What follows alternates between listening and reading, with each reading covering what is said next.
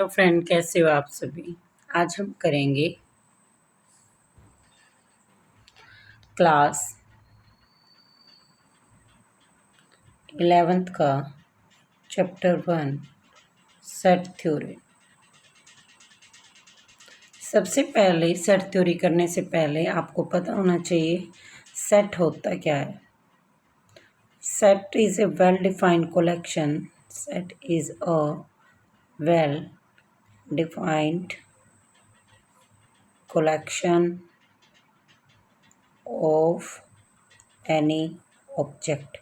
किसी भी ऑब्जेक्ट की well defined collection that is called set. For an example, आपने एग्जाम्पल ले लिया, the collection of even prime number.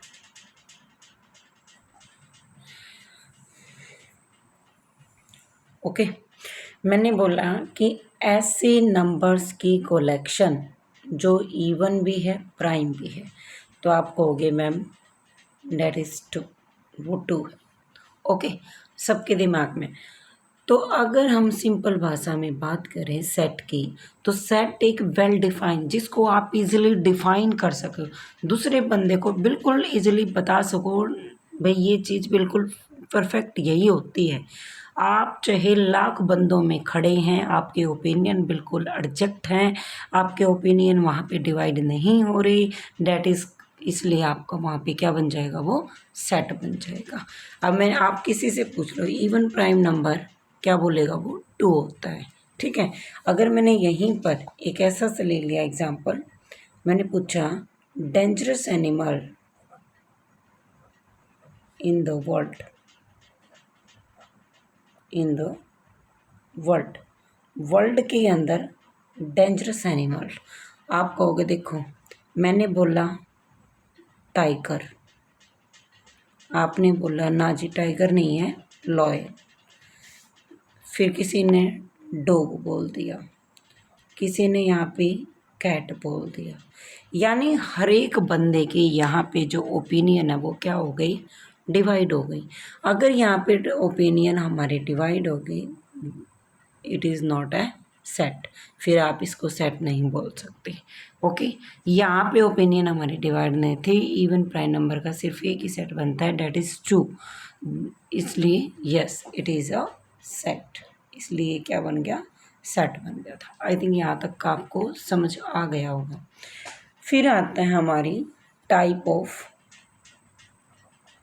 Form, यानी सेट कितनी टाइप का होता है, कितने फॉर्म का होता है। सबसे पहले आती है हमारी रोस्टर फॉर्म। क्या होती है रोस्टर फॉर्म।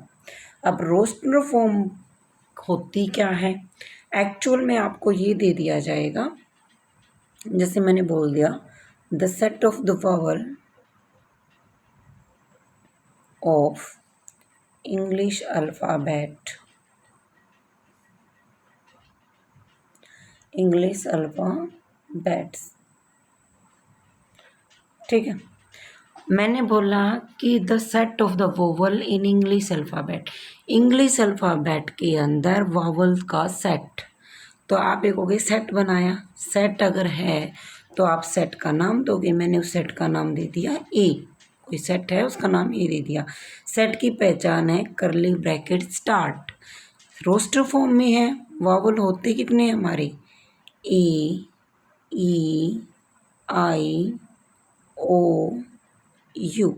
इंग्लिश अल्फ़ाबेट के अंदर जो आपके वावल हैं उनको आपने सेपरेटली लिखा, कॉमास के अंदर लिखा और करली ब्रैकेट के अंदर बंद कर दिया। इस टाइप की जो फॉर्म बनेगी वो क्या कहलाएगी, रोस्टर फॉर्म कहलाएगी। आई थिंक क्लियर है। फिर आपके पास आता है कि सेट की दूसरी फॉर्म क्या बनेगी। सेट की दूसरी फॉर्म बनती है set builder form, set builder form ये बनेगा।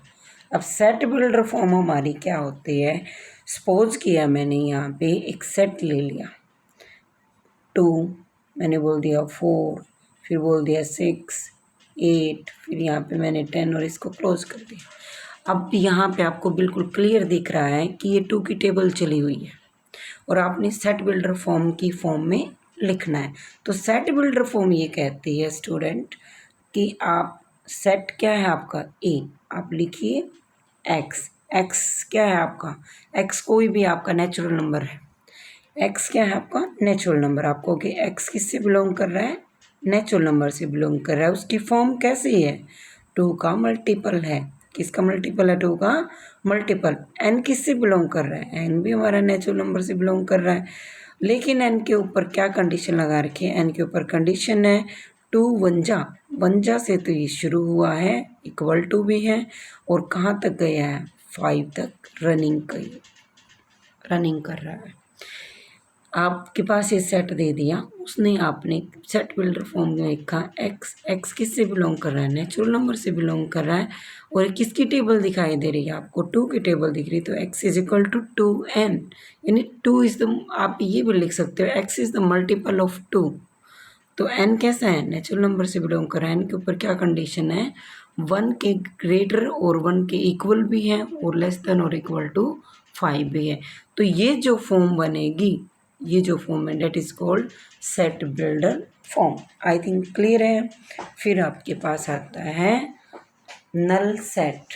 भाई नल सेट क्या होता है, अब आप ये देखिए,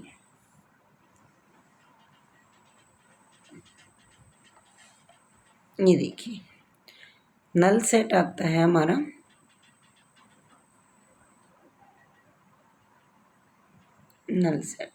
नल सेट होता है बिल्कुल एम्प्टी सेट, जिसके अंदर कोई एलिमेंट नहीं हो, ऐसा सेट जिसके अंदर कोई एलिमेंट नहीं है, that is called null set. Okay, फिर आता है हमारा, एक आता है हमारा फाइनाइट सेट,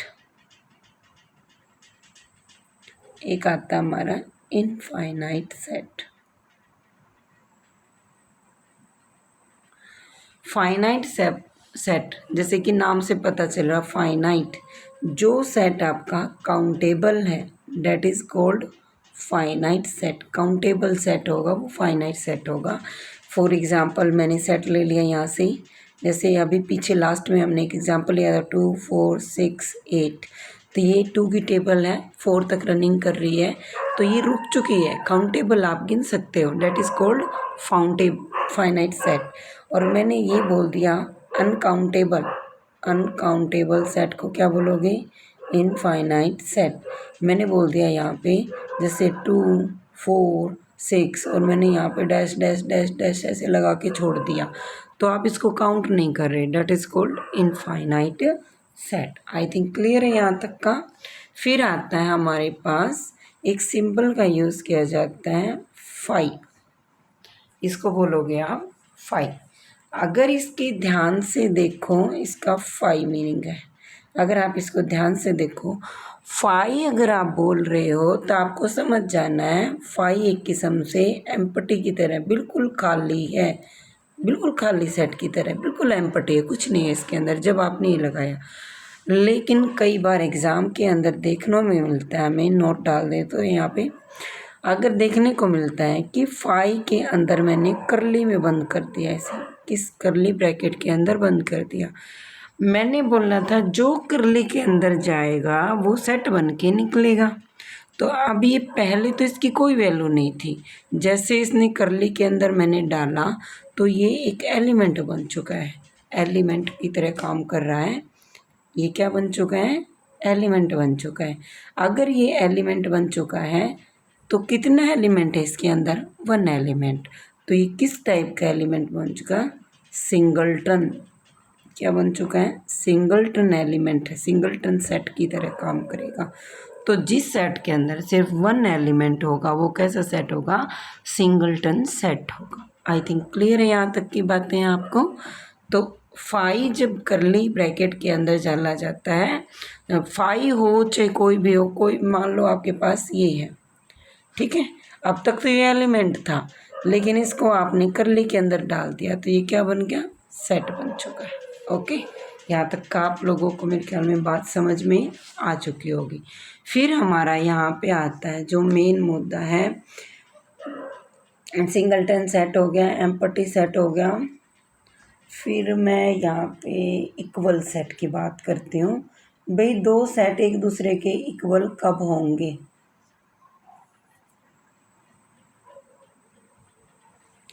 अब देखिए जैसे नाम से भी पता चल रहा है, हमारे पास आता है equal set.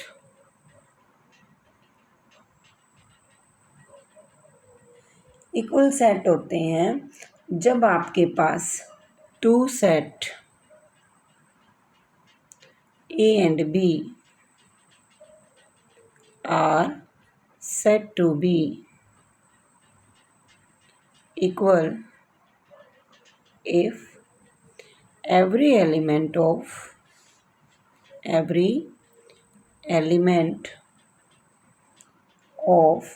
set A is a member of set B. ये कहा है जब सेट ए के एलिमेंट सेट बी के एलिमेंट के मेंबर हैं तो आप कह सकते हो वहाँ पे क्या बोल सकते हो कि इक्वल सेट है। एग्जांपल लेके देखिए यहाँ पे, जैसे मैंने यहाँ पे बोल दिया 1 2 3, यहाँ पे 5 बोल दिया। बी सेट ले लिया मैंने यहाँ पे 5 3 2 4 या 1। अब इस सेट के जितने भी एलिमेंट हैं, इस सेट के क्या बने हुए हैं आपके, क्या बने हुए हैं भाई यहाँ पे आपके एलिमेंट 4 को हटा लो यहाँ से। तो इस सेट के जितने भी एलिमेंट हैं इस सेट के अंदर आए हुए हैं, चाहे आगे पीछे आए हुए हैं, लेकिन इस सेट के जितने भी एलिमेंट थे इसके मेंबर बने हैं, that is called A is equal to B set, equal set बन जाएगा।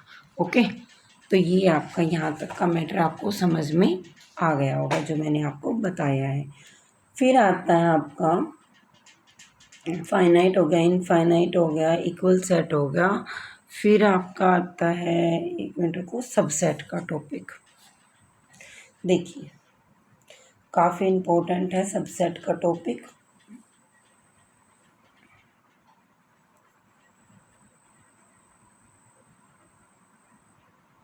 देखिए यहाँ पे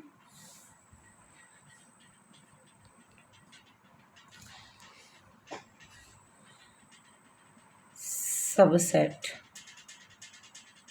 ये देखिए आपके पास आपने सपोज कर लिया let A and B are two sets.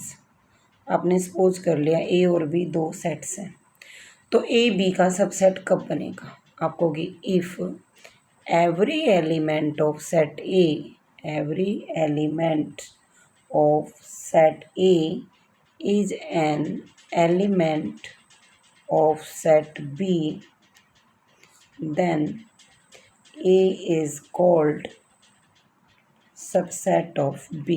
तो A B का क्या बन जाएगा? B का सबसेट बन जाएगा। यहाँ तक कि आपकी बात समझ में आई जो बताइए। अगर आप लिखेंगे कैसे वो चीज़ भी आपको दिमाग में होनी चाहिए। A is a subset of B, ये आपका सिंबल है। Read as A is a subset of B। A set के every element of set A, इस सेट के सभी एलिमेंट अगर बी के अंदर बिलोंग करते हैं तो ए बी का क्या बन जाएगा? सबसेट बन जाएगा। ओके, तो फिर ए के सारे एलिमेंट अगर बी के अंदर चले जाएंगे तो बी तो बहुत बड़ा सेट बन जाएगा फिर यहाँ पे। तो फिर क्या बनेगा? बी बनेगा, B is a superset of A, superset of A का क्या बन जाएगा बेटे? यहाँ पे सुपर सेट बन जाएगा। ओके, आई थिंक यहाँ तक का आपको क्लियर है। अब यहाँ पे देखो एक आता है इसके अंदर प्रॉपर सबसेट, प्रॉपर सबसेट लिखेंगे कैसे? ए प्रॉपर सबसेट ऑफ बी। अब देखो यहाँ पे प्रॉपर सबसेट में क्या आप मतलब समझ सकते हो प्रॉपर सेट कैसे होगा। ठीक है, अब देखो ए बी का प्रॉपर सबसेट कैसे कहोगे कि ये इसका प्रॉपर सबसेट है। अब डेफिनेशन तो ये कहती है कि एटलीस्ट कम से कम एक एलिमेंट ऐसा हो सेट ए के अंदर जो बी में ना हो।